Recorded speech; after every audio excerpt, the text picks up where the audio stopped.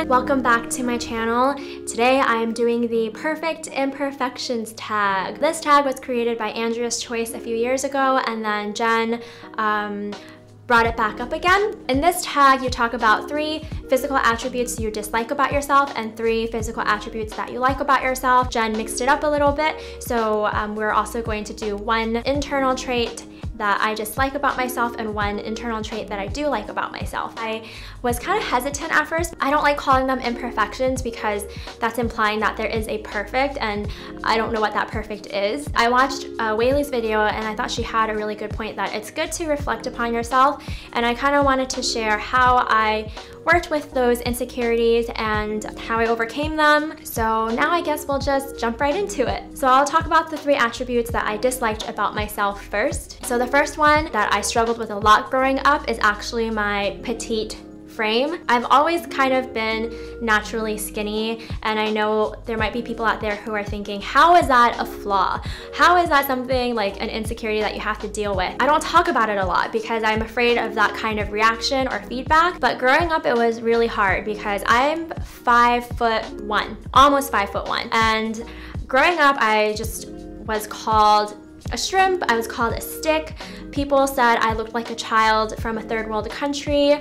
They said that my bones would break super easily. And I remember in high school there was this boy who someone was like showing off their compass, and this boy was like, oh, Sandy's chest is so flat you could put a compass on it and would give you the right reading or something like that. And I remember just thinking like, that is so rude. Now it's like, who the hell are you to have the right to say that? You know, so I would always get comments like that, and people would say like, oh, you're too skinny, you're not eating enough, you're not taking care of yourself. And it's like, no, I do eat quite a bit and I do take care of myself. Like, and people would tell my mom like, you're not feeding your child enough. People always made it sound like there was something wrong with me, and it made me feel like I wasn't capable of doing things that average or normal people could do. Now that I'm older, I really come to appreciate my petite frame because I realized I am this way because I have a fast metabolism, and that's something I've really come to appreciate and be grateful for. There are still moments where I am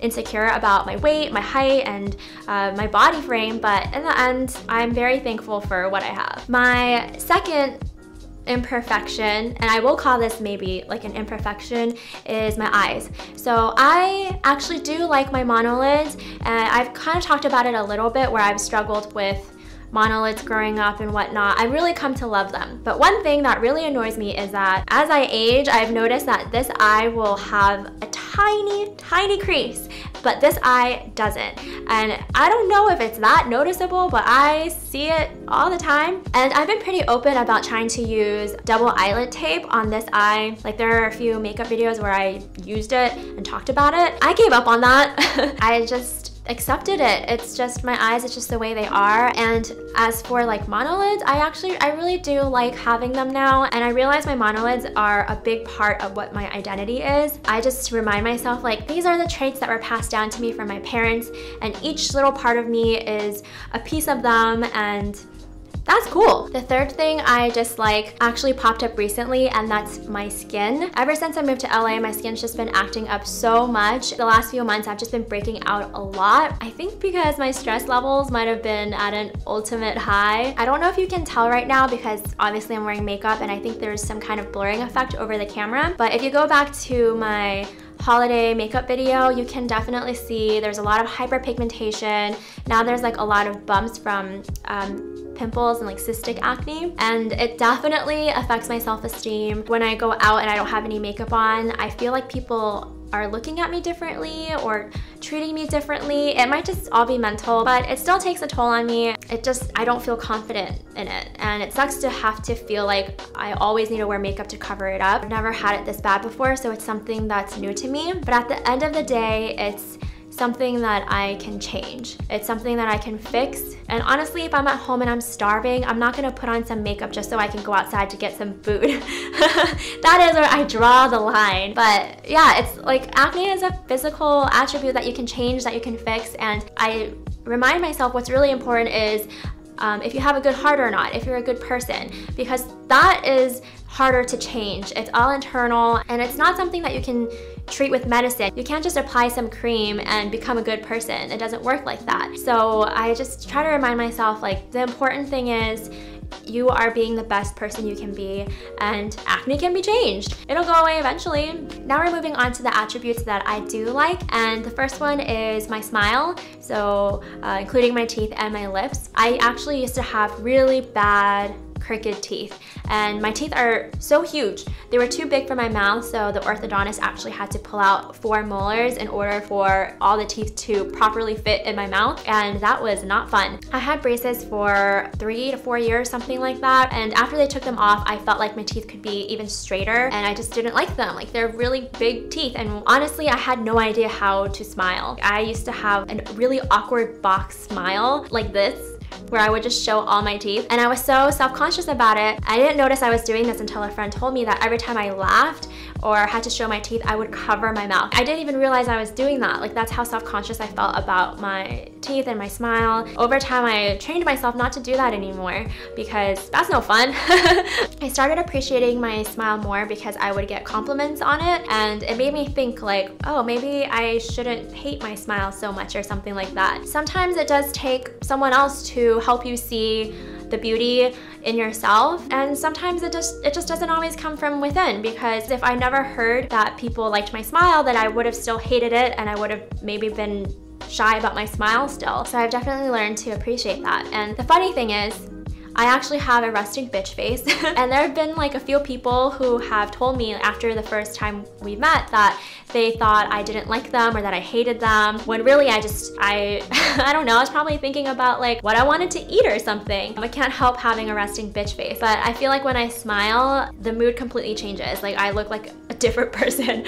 So that's how I've come to appreciate and love my smile. The second attribute I like is my hands. Not necessarily what they look like, because I think they actually look kind of stubby and they're really small, but what I'm able to do with them. I'm really quick with my hands. I'm really good with using my hands because I can type really fast, and I'm really good with DIY stuff. Used to make friendship bracelets and party invitations. I would be really good at like cutting little tiny details out. I use my hands to apply my makeup, to edit. I'm really good with switching tasks when I'm editing in Photoshop or Final Cut. I use my hands to curl my hair this way. Like, I use a certain technique, and I just really appreciate what I can do with my hands. The third attribute I like is my jawline. I don't know why, but I feel like it's pretty sharp. Like, I don't know if it just looks that way in pictures. Maybe it doesn't look that way in real life. I never asked anyone. So this is something that internally I like about myself. I feel like it's a pretty sharp jawline, and it has this V shape, and I definitely got that from my mom because she has a pretty like sharp jaw. My dad has a rounder face, I think, but I just like how it looks. I don't know.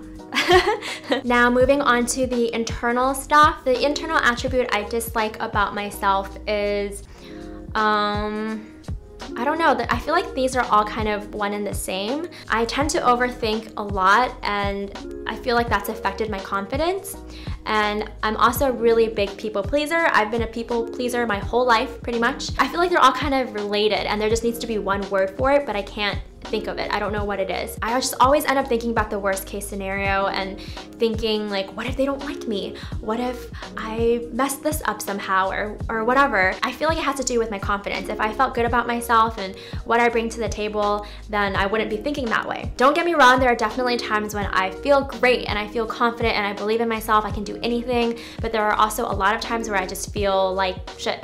I'm definitely working on that. Something that I've learned recently is to tell myself I am good enough, but I can be better. And I feel like that's a very positive way of looking at things. The internal attribute that I like about myself is I like that I'm a dreamy, idealistic person, and I like seeing the poetic, romantic, deeper side of things. I like seeing how everything is connected to each other, how everything happens for a reason. Some people might say it's a very naive way of thinking and living, but I don't know, like, I don't care.